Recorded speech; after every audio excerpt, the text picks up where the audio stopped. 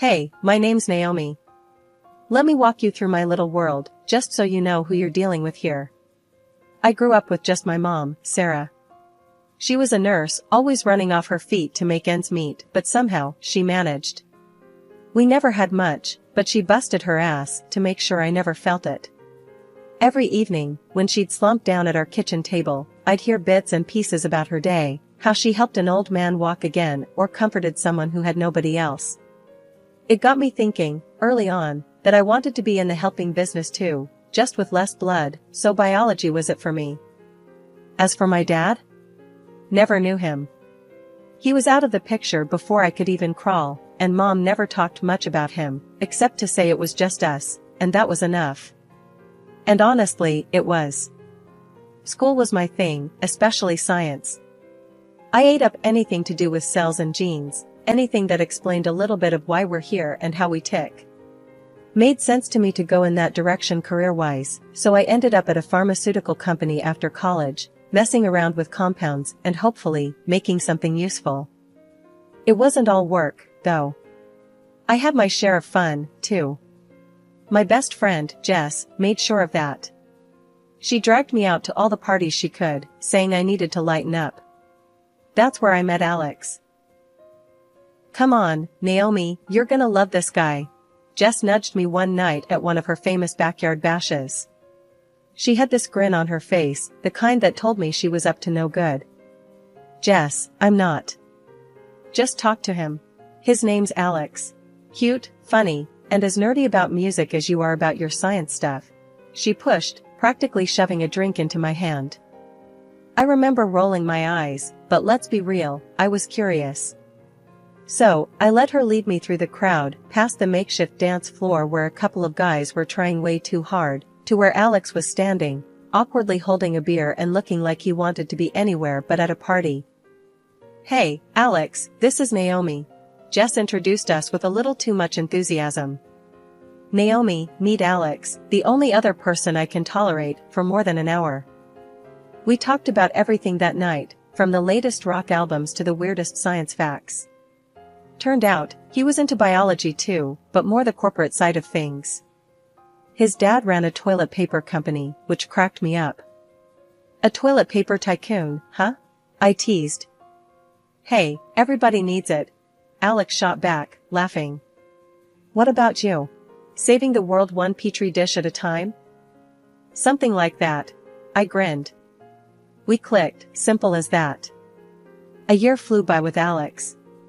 Movies, late-night talks, dinners with Jess, poking fun at us for being disgustingly cute. Everything was pretty perfect, till he wanted me to meet his folks. I was game but nervous as hell about it.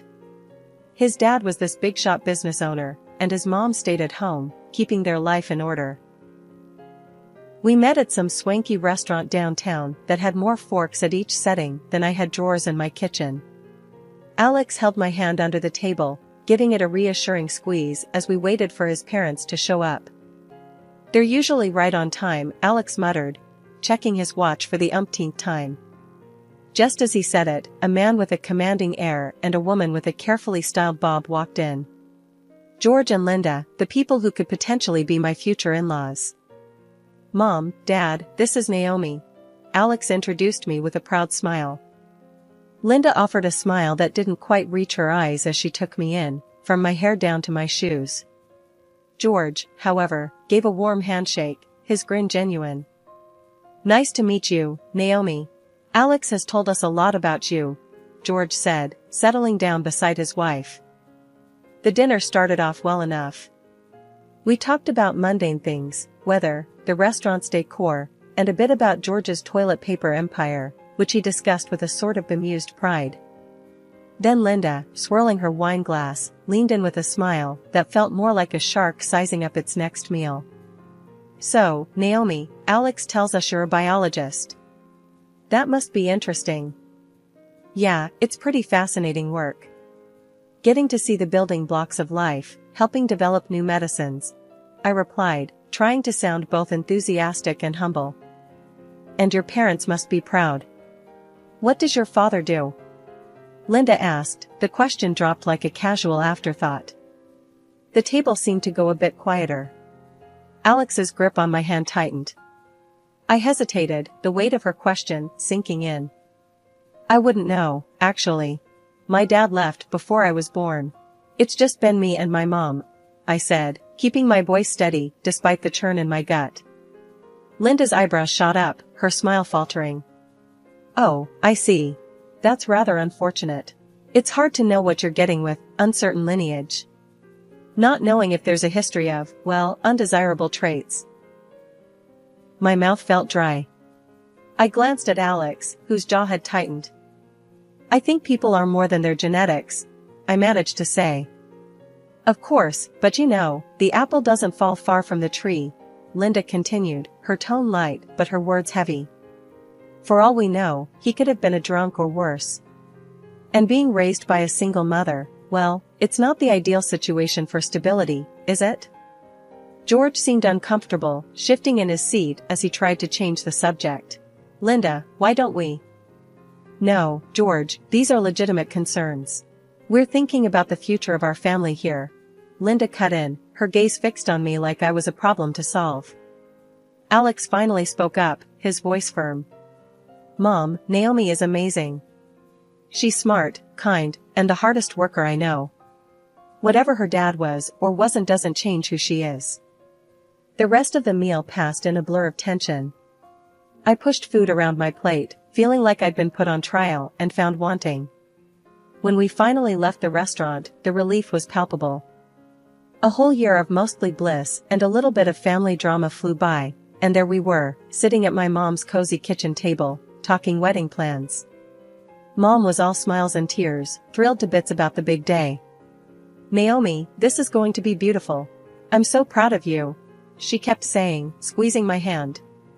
Just as we were picking colors and themes, Alex's phone buzzed. His face fell as soon as he saw who it was. It's my mom, he said, excusing himself to take the call in the next room. The change in his tone had my stomach tightening with nerves. I exchanged a worried look with Mom, who mouthed, "Everything okay?" Moments later, Alex came back, looking like he'd seen a ghost. My dad had an accident. He's in the hospital. We need to go, now. He rushed out the words. We grabbed our things and sped to the hospital. The drive felt like the longest of my life, each second stretching out as I imagined the worst. When we arrived, Linda was pacing the waiting area, a mess of worry. He just lost consciousness while driving. Thank God someone saw and called it in, she said, her voice cracking. He was supposed to be at a meeting. Now they're saying it's his lungs, they found a serious disease. My heart sank. What do they say needs to be done? I asked, trying to keep my voice steady for Alex's sake. He needs a part of a lung, a transplant. Linda choked out the words.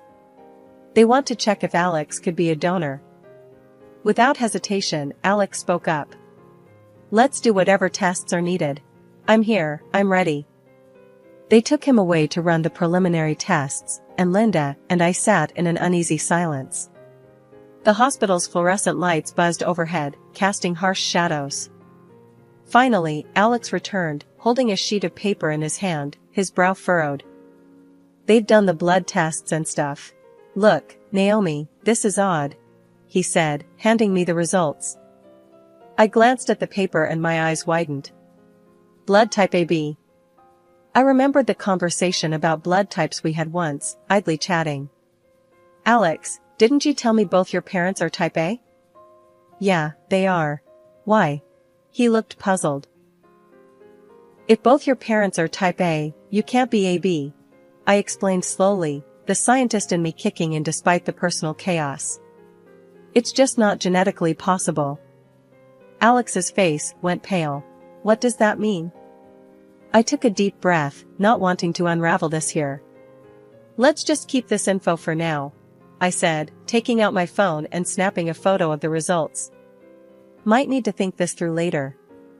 He nodded, confusion written all over him, but we were quickly pulled back into the current crisis as a doctor approached us. Your fiancé isn't a match, unfortunately. But we're arranging for another potential donor now. The surgery is urgent, the doctor explained briskly. We spent the next hours waiting, caught in a haze of medical updates and silent personal questions. Despite everything, my mind kept circling back to the blood type issue, but I pushed it away, focusing on being there for Alex and hoping for his dad's recovery. After the successful surgery and Alex's dad's swift recovery, we didn't want to put our lives on hold any longer. So, we decided to go ahead with our engagement party. It was supposed to be a celebration, a new beginning, but as it turned out, not everyone was on the same page. We picked this lovely restaurant overlooking the river, thinking it'd be perfect for a night of joy. I was buzzing around, making sure everything was just right, but my nerves were shot. My mom was running late because of a last-minute emergency at her clinic, which I knew was going to kick off some snide remarks. Sure enough, as the guests started filling in, Linda took her chance the moment she arrived. Dressed to the nines, she swept in with a frosty air that could chill champagne. "Starting without the mother of the bride, are we?" Linda said loudly, making sure her voice carried over to where I was checking on the seating arrangement. "Well, I suppose punctuality isn't valued in some families." "Naomi, dear, it's such a shame your mother's habits reflect so poorly on you."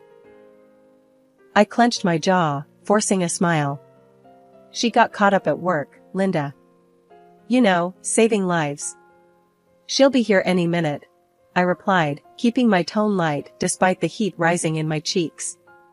Linda tooted, shaking her head as she glanced around, pulling some of our relatives closer. "It's always something, isn't it?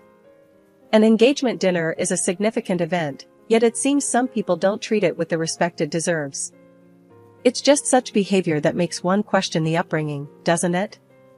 I took a deep breath, reminding myself that this night wasn't about Linda or her approval. Everyone who knows us understands and respects why she might be late. "It's really not a problem for anyone here," I countered, my voice steady but firm. "Oh, but it is, Naomi. When you marry into a family, you bring your background with you.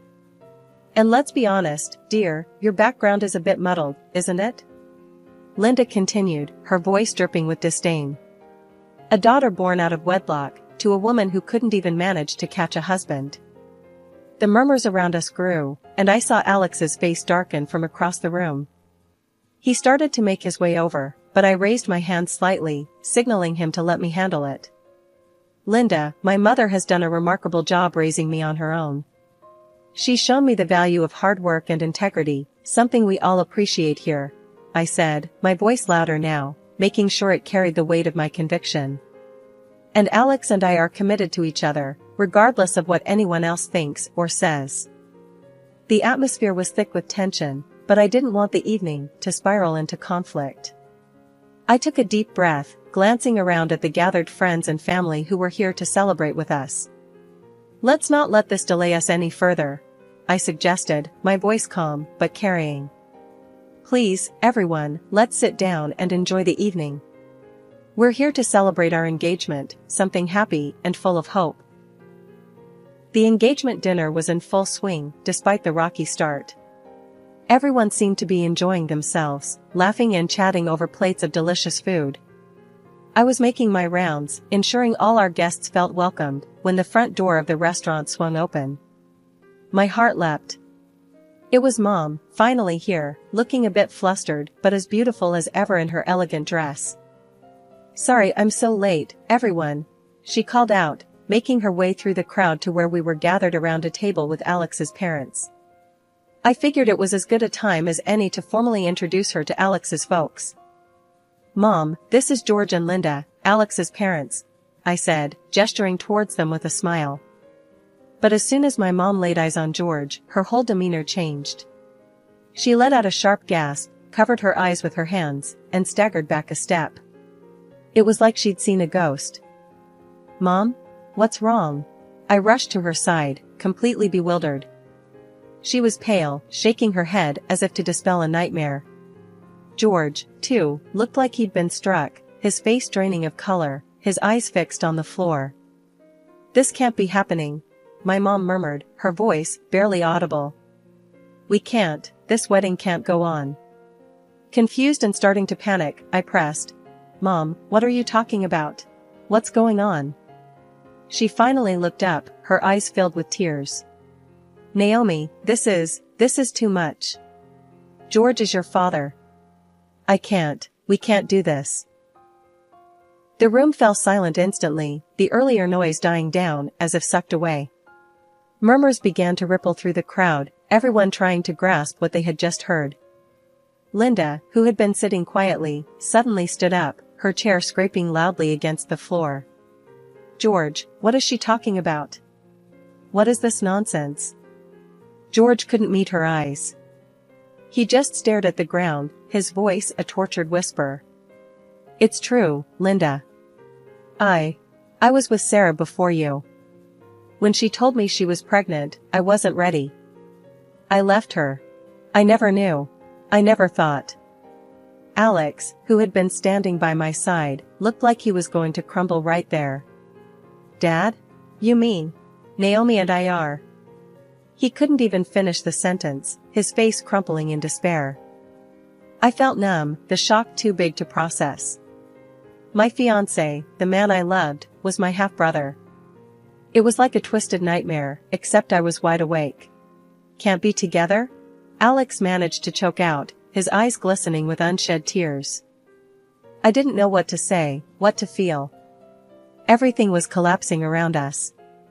Our future, our plans, the life we'd imagined together, all tainted by a secret that should have come out decades ago. After the bombshell about my dad, the room felt like a pressure cooker about to blow. Confusion and shock were written on everyone's faces. That's when I remembered something crucial, those blood test results from before Alex's dad's surgery. I needed to make sense of everything, not just for me, but for everyone caught in this mess. Can everyone just stop for a moment? My voice cut through the murmurs, louder than I expected. All eyes turned to me. Linda, I said, looking directly at Alex's mom. I have to ask, why do you and Alex have different blood types? What's going on there? Linda's face went pale, her eyes darting around, looking for an out. She opened her mouth, then closed it, the words failing her as her husband turned to her, his expression hardening. Tell me the truth, Linda. Now. George's voice boomed across the room, his patience worn thin. She stumbled over her words, trying to grasp at any explanation that could save face. It's a misunderstanding, that's all. Naomi is trying to make a scandal where there isn't one. But just as she tried to deflect, her sister, who'd been silent until now, stood up. Her face was set, resolved, like she'd been carrying a heavy burden for far too long. No, Linda. I can't do this anymore. I won't cover for you, she said, her voice steady and carrying across the room. Linda was already pregnant when she married George. He isn't Alex's father. She lied to keep her secret. The room erupted into gasps and whispers, the guests turning to one another, their expressions a mix of disbelief and dismay. Linda tried to speak, tried to salvage her crumbling facade, but the truth was out, and it hit harder than anything else she could say. Is this true? George's voice cracked, the pain evident. Linda's silence was answer enough. Alex looked from his mother to his uncle, then back to me. The hurt in his eyes was almost too much to bear. Mom, how could you? His voice was a whisper, a plea for something, anything that might make sense of the chaos. Linda's facade finally crumbled, her defense weak and feeble. I thought it was best at the time. To protect everyone, she murmured, but her words fell flat, lost in the shock of her deceit. The room was thick with tension, everyone processing the revelations that had turned the night upside down. No one seemed to take Linda's side, the sympathy was with me, my mom, and strangely enough, with George, who'd been lied to just as much as anyone. As the evening wound down, the guests slowly began to leave, their whispers and looks of sympathy trailing behind them.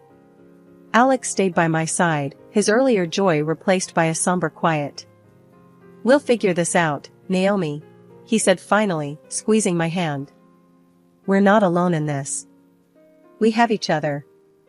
Yeah, I managed to say, the weight of his words, both a comfort and a reminder of the complicated path ahead. Together, whatever that means now. The days following the engagement dinner felt like walking through a fog. Alex and I had decided to take some time to ourselves, to process everything. We weren't breaking up, but we couldn't pretend our relationship could go on the same either. It was one of those tough decisions that neither of us wanted but both knew was necessary. A week later, I met up with my mom and George at a quiet coffee shop. It was the first time we were talking since the big revelation. The air was thick with awkwardness as we sat down. George looked older, the lines on his face deeper, weighed down by guilt. "I'm sorry, Naomi. I can't say it enough.